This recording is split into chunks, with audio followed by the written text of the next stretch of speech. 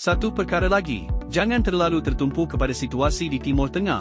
Ingatlah bahawa pedang tarif yang tergantung masih belum reda. Impak sidang kemuncak G7. Apa maksud di sebalik kenyataan tarif MAN Trump? Ramai yang mengharapkan sidang kemuncak G7 menjadi landasan untuk Amerika Syarikat dan sekutunya mencapai kesepakatan bersama dalam menyelesaikan pertikaian perdagangan. Namun, rundingan berakhir dengan kegagalan sepenuhnya. Bukan sahaja tiada persetujuan baharu dicapai, malah Presiden Trump mengisytiharkan dirinya sebagai tarif MAN, sambil menyatakan, kita telah menjana banyak wang melalui tarif.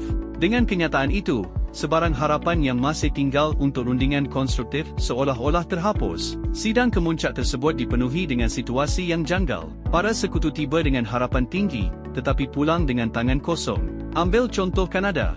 Delegasi Kanada hadir dengan cadangan. Mereka bersedia meningkatkan perbelanjaan ketenteraan sekiranya Amerika Syarikat menghapuskan tarif terhadap krudi dan kenderaan mereka. Satu pertukaran yang dianggap adil, bukan? Namun tidak bagi Trump.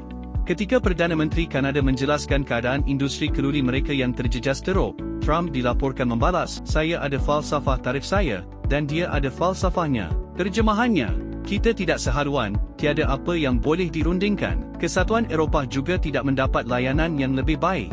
Selepas pertemuan bersama Presiden Suruhanjaya Eropah, Ursula von der Leyen, Trump secara terbuka menolak syarat-syarat EU sebagai tidak adil dan menyatakan, kita sama ada dapat perjanjian yang hebat atau mereka akan membayar. Bagi Meksiko, India, dan Korea Selatan pula, pemimpin mereka bergegas menghadiri sidang tersebut hanya untuk mendapati Trump telah beredar awal untuk menguruskan hal berkaitan Timur Tengah. Tiada mesyuarat, tiada rundingan, hanya kesunyian.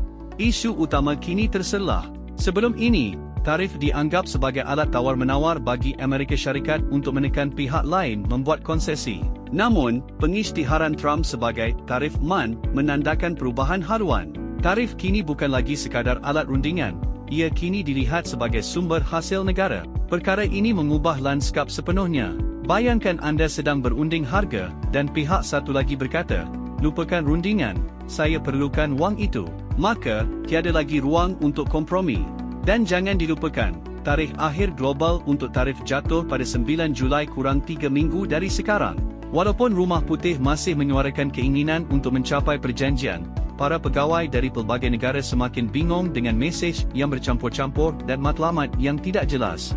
Sidang kemuncak G7, jauh daripada meredakan ketegangan, telah meletakkan nada yang sukar dan pesimis untuk fasa seterusnya dalam rundingan perdagangan global. Sama ada ini akan membawa kepada konflik terbuka atau kejutan positif masih belum dapat dipastikan. Ketidaktentuan ini turut menyelubungi prospek pasaran saham AS. Para pelabur dinasihatkan agar kekal berwaspada terhadap risiko pasaran yang mungkin berlaku. Ini adalah Ultima Markets. Kita jumpa minggu hadapan.